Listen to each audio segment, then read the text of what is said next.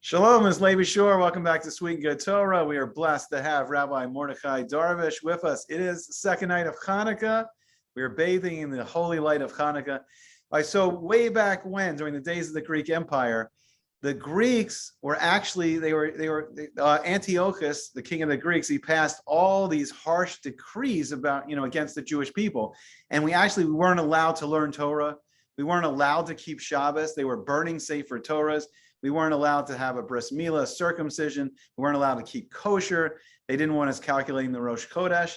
And it says like all these decrees against us, it like blacken the eyes of the Jewish people. And that's why Yavan or Greece is called darkness. But we battle it. We battle it with the light, the Neiros. You see here the Neiros in the background. Our little Neiros, our 36 Neiros through our 8 nights of Hanukkah, taking us back to the infinite light, the 36 hours that Adam and Eve were in Gan Eden, in the Garden of Eden, and we can reconnect to that infinite light. You wanna jump right in? You got some Hanukkah stuff? No, I was just gonna say, explain to us these 36 lights.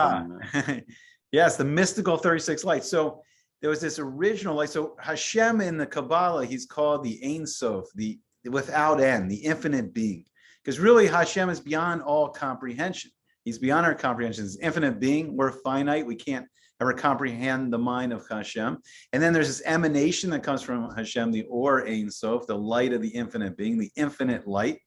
And that infinite light was hidden away in Olam Haba, in the world to come, for the Siddiqim, for the righteous in the future. But Adam and Eve, they got to see this light for 12 hours on Erev Shabbos, going into Shabbos, and then the 24 hours of that very first Shabbos, they were in the Garden of Eden. And the 36 lights, so we light through 8 nights. We light, 1 on the first night, then 2 on the second. So we end up lighting 36 neiros, 36 candles, and that reconnects us back to that infinite light. So it's a very powerful time. It's a time of Geula, a time that can pull us out of our gullus. It brings us light in the darkness. We have these short, cold winter days, which represent the exile. And this is our light. This is our hope. This was the last revealed miracle of Hashem, that Hashem did for us. You wanna? So basically what you're telling us is that we don't light candles to remember something or like to do something that they did way back when. It has a cosmic influence. This fact that we're just lighting candles down here, it's bringing down a light that was once upon a time, and now we're tapping into it and bringing it down to this world. That's what you're saying? Right. Yeah. So I think that's an important concept of all Jewish holidays, that the Jewish holiday happened at that time because there's a spiritual energy during that time of year. So for instance, like Pesach, Passover, there is that spiritual energy for freedom, for release, for what's holding us back. And that's why we escaped Egypt at that time. And so too, the war of Hanukkah, there's this special spiritual energy at this time of year, starts on the 25th of Kislev, that we could tap into. The Maccabees, the Chashmonaim, they tapped into that spiritual energy. Yeah, you want to say something? Yeah, I want to say something. That people don't know this. The word Chanukah is Chanu. They received grace from Hashem and Kaf Hey of Kislev, the 25th of the month of Kislev. So Chanukah, they received this divine grace and divine redemption from Hashem on the 25th. So that's what we call Chanukah, Chanu in the Kaf Hey, in the 25th of the month. Right. So there's there's special spiritual energy that can connect us to the infinite, connect us to that infinite light. And that's why we see the miracles of Hanukkah. That's why this small Jewish army could defeat this mighty, massive, powerful Greek army that really outnumber them. And the few could beat the many. So it goes against the Teva, it goes against the natural world, which the Greeks the Greco-Roman system are so into. How many Jews were there? How many Jews were fighting? Oh, now you're gonna ask me the exact numbers. I know. I mean, I saw one battle. Roughly, yeah. I saw one battle that was like 5,000 against maybe like 20 and 25,000. I don't know the exact numbers. Yeah, it was something like obscene, like maybe 10 people against an army of 10,000. Yeah. I don't know. I mean, the numbers were overwhelming. I mean, you had a powerful Greek Empire, so you had like, you know, hundreds of thousands of troops, millions of troops in their whole army. You know, they could send, and the Jewish people really didn't have an army at that time. We were literally talking about like yeshiva students, Torah scholars, you know, going out to war. It wasn't like a professional army that was coming out, you know, to fight. But it's like this, right. This special energy in this time can help us tap into the infinite. And I think that's why there's some aspect of the Geula of getting out of our exile in Hanukkah. Hanukkah has some relationship to it. I think that's why we sing the song Ma'ot Zor, and it takes us through first like the exile and the redemption from Egypt, and then the exile and the redemption from Babylon, the exile and the redemption from Persia, you know, from the Persian Empire, and then the exile and the redemption from the Greek Empire, and then this long, what we call Golus Edom, this long, you know, exile of Edom, the Roman Empire, the philosophy of the Roman Empire for the last 2021 years.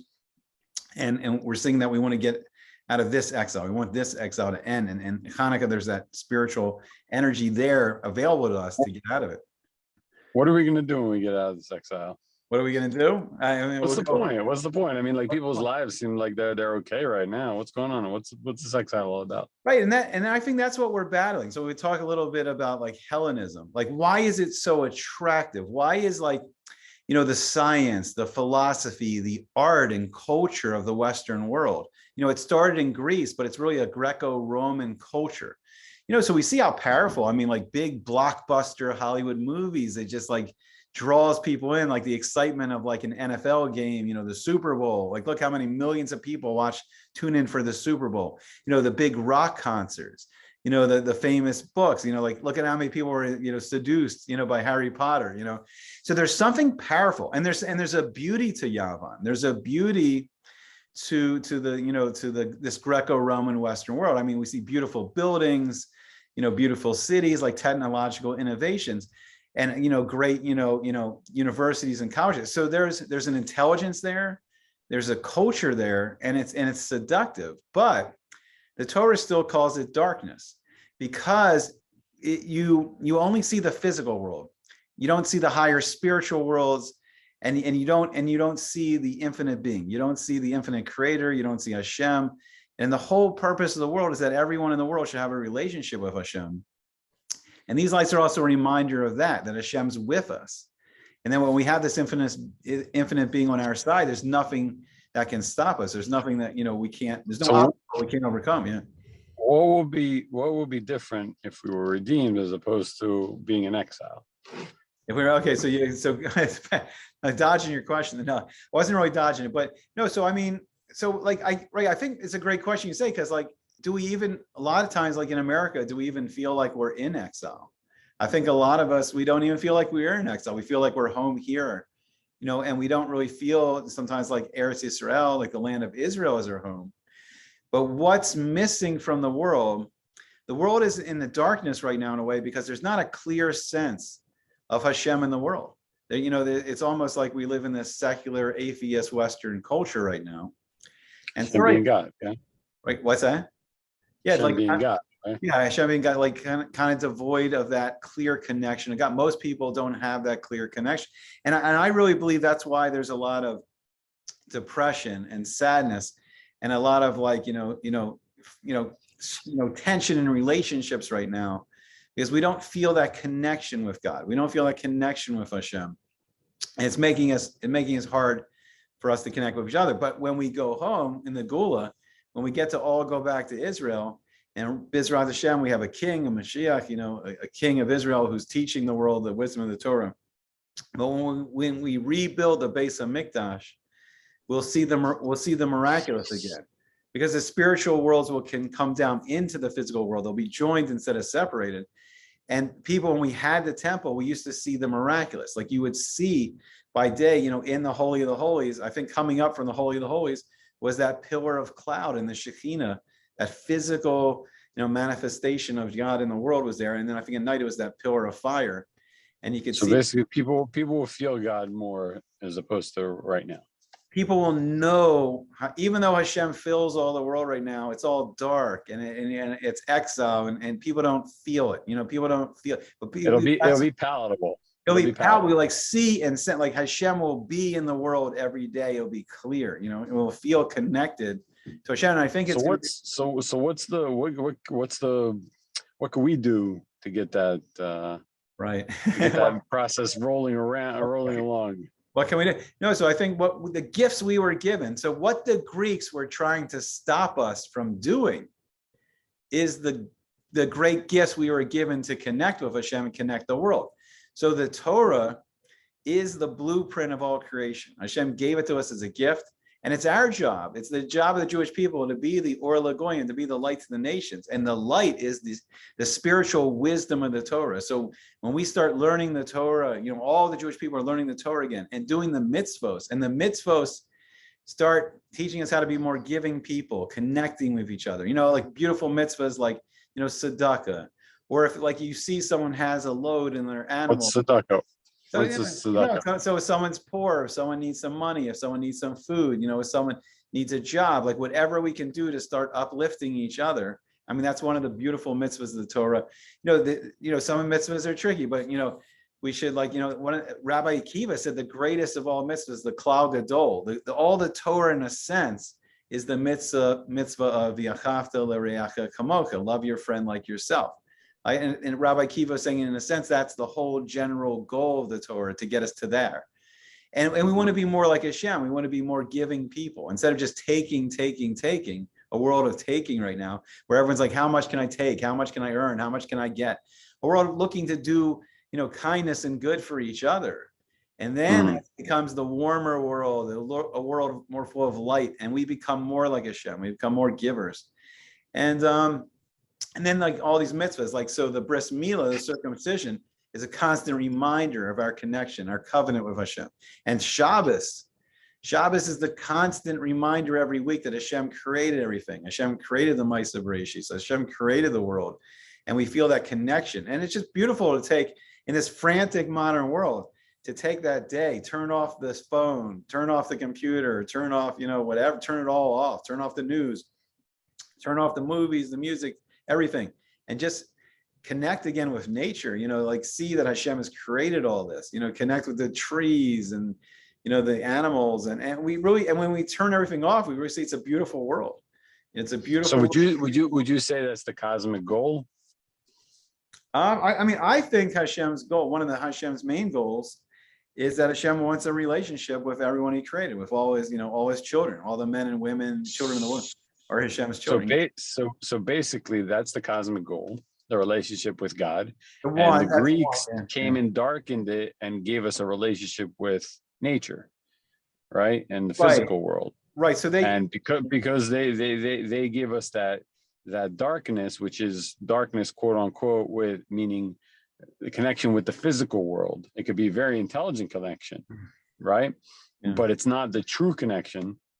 And we have to reconnect back by using the tools, which is the Torah, learning the Torah and the mitzvahs, to connect back to the Creator. No, because it can be a first step. So I don't have the Hebrew to bring up here, but the word Yavan is for Greece is Yud, you know, Vav, final Nun. So it's like one line and then a little longer line and then a longer line. But if you take the Sadiq, if you take the letter Sadi, you know, the Sadiq, you know, the holy, righteous, you know, person that's purely connected with Hashem, is driven out evil from himself, just all good. You add the tzaddik to Yavan, you get Sion, you know, you get Zion, you get, which is the Har HaBayis, the Temple Mount, where the Torah, where the temple was built, and Bizrat Hashem will be built again. So when you take the beauty of Yavan, you take the beauty of Greece, but you elevated it to the higher level, and the tzaddik connects it up to the spiritual worlds. So when you take the physical world, but then you reconnect it up back to the spiritual worlds, then you get a world of light. You know, then you get a world, not just, so right, so what's distracting people right now? I mean, you know, this Greco-Roman culture, like people are just so distracted. You know, we have all these video games you can play. You have all these movies, streaming movies all the time. You see any movie you ever want, any TV show you ever want.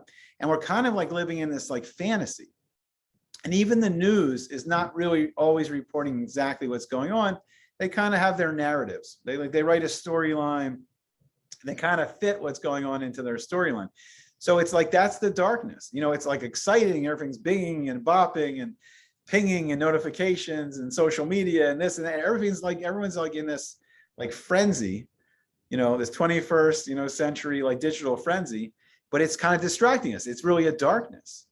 But in a way, we have this connection. Like we have the technology to connect with each other, but we kind of forgot like how to really connect, and like so you say there is a cosmic goal, yeah. Except the players on the team have forgotten the cosmic goal. Yeah. And the way to score the points to get to that cosmic goal. Yeah, I mean, I think we kind of been distracted. Like we've been distracted. Like if you want to use the mushel, of like a game, a sporting event, we've been directed to play a different game. We're playing, the Greek game. We're playing the football and the baseball, or the Mario Kart, or whatever, or Fortnite. Like we're playing those games. But there's the real goal of the world, and the goal is like to eradicate evil, in ourselves and in the world, and get back to that state of Gan Eden, the Garden of Eden, where a world that's connected to God. A world is connected. Yeah. So if you were to analogize it to a football game, you'd say like a football game has 60 minutes. Yeah. So we have 6,000 years. Yeah. For this to play out. Yeah. You have the home team, which is us, right? Yeah. And you have the away team, right? The defense. And that would be, it'd say the Yitzhar, the evil inclination, right? The Satan, right? Yeah. Satan out there trying to get us not to do our job, right?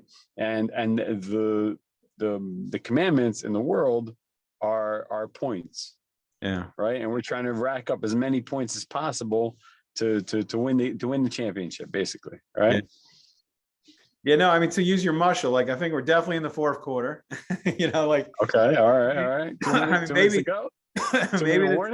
Maybe the 2-minute warning is Yemot HaMashiach. Maybe the 2-minute warning is when Mashiach actually comes, but we're getting close to that 2-minute warning. And then we just want to go in the red zone and drive it all the way through, score the touchdown, like getting rid of the Yitzhar, getting rid of the evil impulse, and blocking out like what's distracting us. And the end zone, that's Garden of Eden. That's a rebuilt temple. That's a world at peace. That's a world where people are connecting with each other in peace and shalom, connecting, have peace with us and, Hashem, So, like recently in the news everywhere, it's people are talking about like manifestation. There's the book that came out, The Secret, and people are just like, what's in your head? That's what you're manifesting in the world. So if we take Torah and we put that into our heads, that's what will be manifest in the world. That light, that beautiful cosmic light that of the infinite one that we want to bring down into this world. If it's what's in our thoughts and in our emotions and in our conscious and our subconscious, that's what will be manifest in the world, wouldn't you say?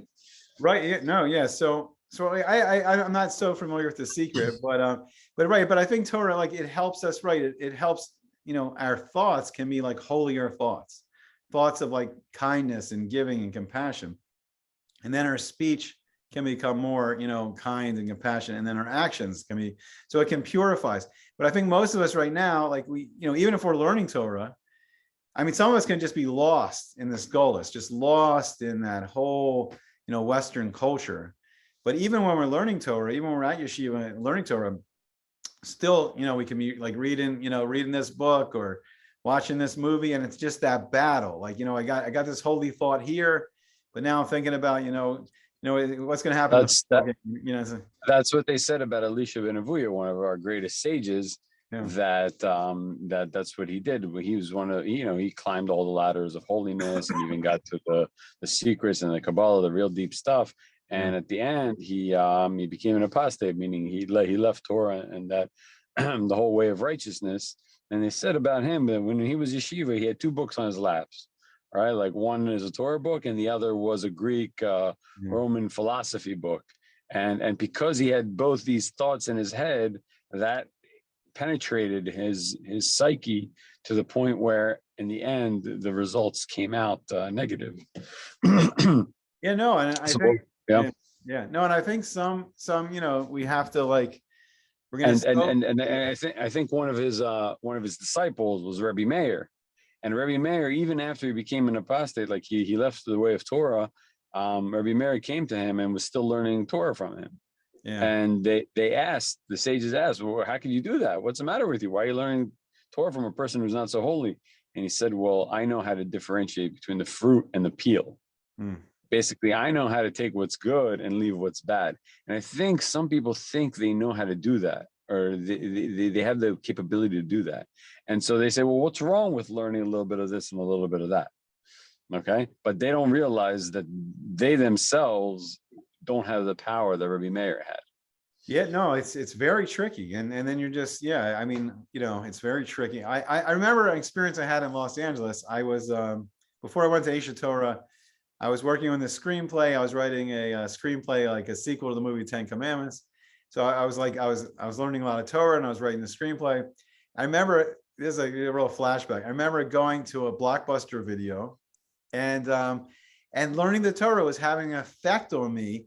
And it was like getting rid of that like desire, like, for this, the more the secular culture. I'm in the Blockbuster video, and I'm going through like video to video, and I was like, I don't want to watch any of this stuff. I was like, I just like, my mind was like you're saying, is so in the Torah, so visualizing, what it was like those 40 years in the desert. And it's funny, I walked in that Blockbuster video that night, and I was like, it kind of dampened my desire for the physical world. It's like, I don't want to watch any of these movies right now. I have no desire to watch any of these movies. I just walked out without getting anything. So I think, right, I think Torah, the more the Jewish people can start learning Torah, right, it's going to start to like, these fantasy stories are all exciting and interesting, but a lot of them are pretty empty. And the Torah, the more Torah we're learning, it does start to like, diminishes that desire for this fantasy. It gets us more, and the mitzvahs get us more into reality, more like we're interacting with people, we're helping other people, we're doing real things, like a mitzvah, like, don't bear a grudge, don't seek revenge. We're fighting against negative, character traits. We're building, better character traits. So are you telling me that living a Torah lifestyle is better than the metaverse?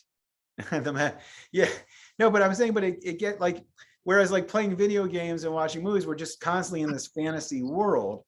But like doing the mitzvahs, it gets us interacting with other people. We're actually doing things. We're doing things in the world.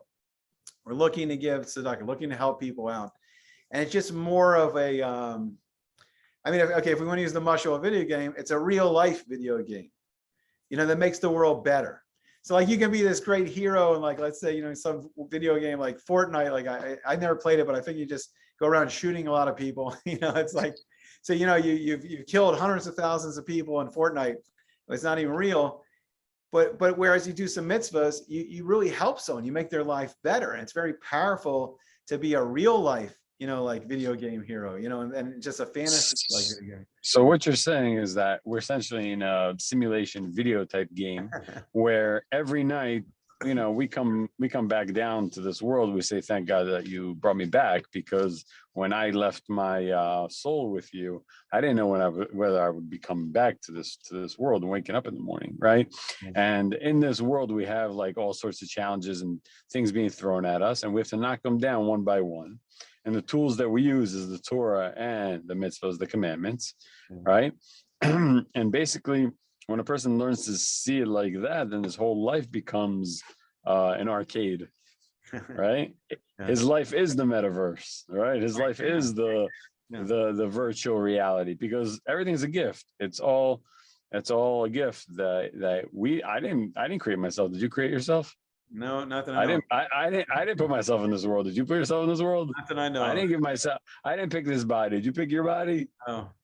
No, so what really do we control? If this isn't a game, right? And if there isn't a cosmic ruler and the point to it, if there's no point to it, then what is the point to it, right? Why shouldn't I rape and pillage and take and do what I want to do in this world, right? Yeah. If there's no point to the game, right? If there is no goal, then what's the point? I'll just go around, like you said, killing and taking whatever I want.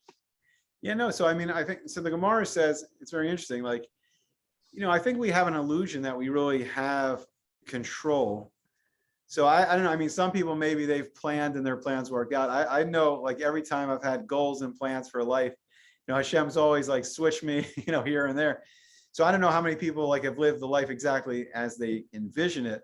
but we don't always have a choice. Like, I mean, sometimes we are wealthy, or sometimes we're poor, or sometimes we're healthy, or sometimes we're sicker. We don't always have control over that. But the Torah says something interesting. Like, the only thing we truly have control over is to be good or not. So that's what every day, like you're saying. And who defines good or not? No, so the Torah, so the infinite being, like the infinite creator.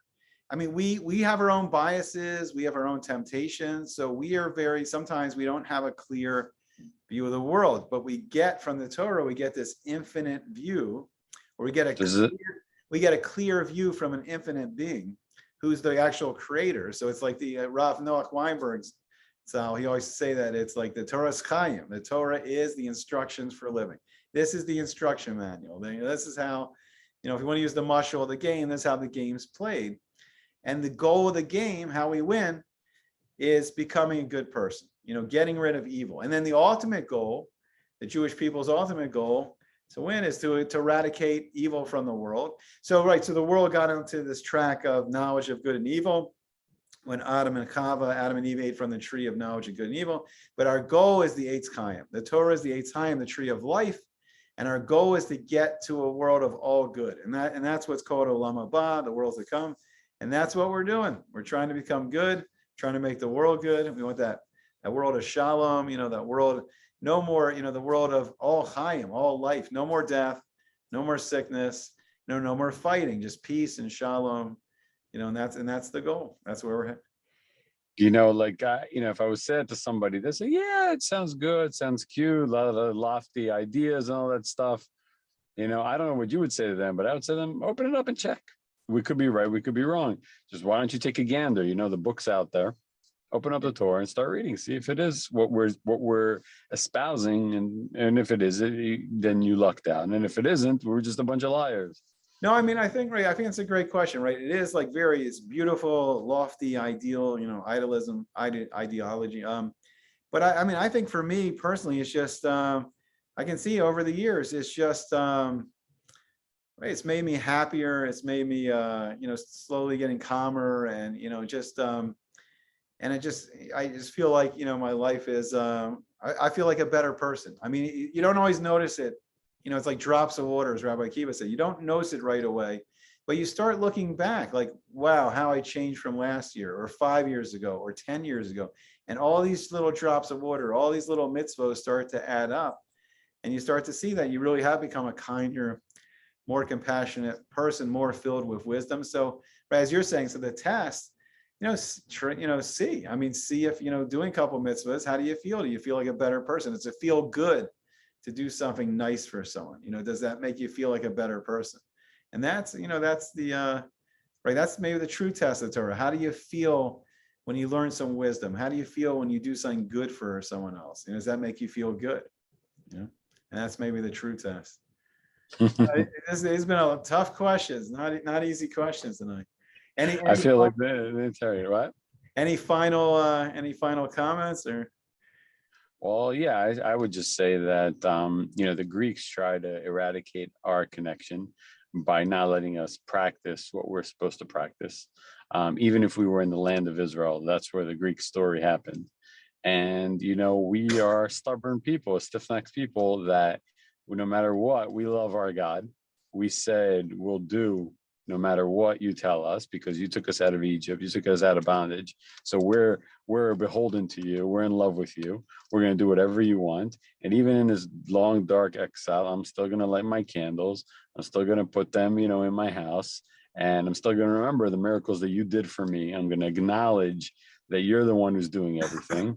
And it's not the strength of my hand or, the people around me or the country that I'm living in. It's you. You're the ultimate good. You're the ultimate doer of everything. And that acknowledgement and, I want to learn your will. And I'll open up that Torah. I'll open up and see what your will is, right? And you'll reveal to me, my purpose, my soul, what I'm doing here, who I really am. I truly am. A lot of these new age people talk about, you really got to connect to who you really are and all that stuff. Well, that's all like nice and good and ideals, but there's no practical way to do that. The Torah is that practical way when a person opens it up and really looks inside and all of it, not just the one book, the many books of the Torah, and sees it as a whole thing, then it's something like a person doesn't want to leave, even in this long, dark exile. That like a person feels like they can't breathe without it. Yeah. It really is like, and God says, like, at the end of the days, I'm going to send a thirst in the world. I'm going to send a hunger in the world, but the hunger won't be for bread, and the thirst won't be for water. It's going to be to hear my Torah, to hear what's in it. So we could be one step ahead of the game, because that's what's going to happen towards the end of the days. People are going to be so thirsty, we'll be so disgusted with this world, that they're going to want to see the true light. So a person who's been doing it for 20 years, would tell somebody, get on it, and get on it as soon as you can, because you're just wasting your life, you're wasting your time, and really you could be ahead of the game before anybody else is there. Yeah, we're almost at the 2-minute warning, so we gotta go. Right? Yeah, so I just want to say, Chanukah Sameach. Everyone should have a happy Hanukkah. If you like it, please like, share, and subscribe, and let us know if you have any Torah questions, and we hope to see you back soon.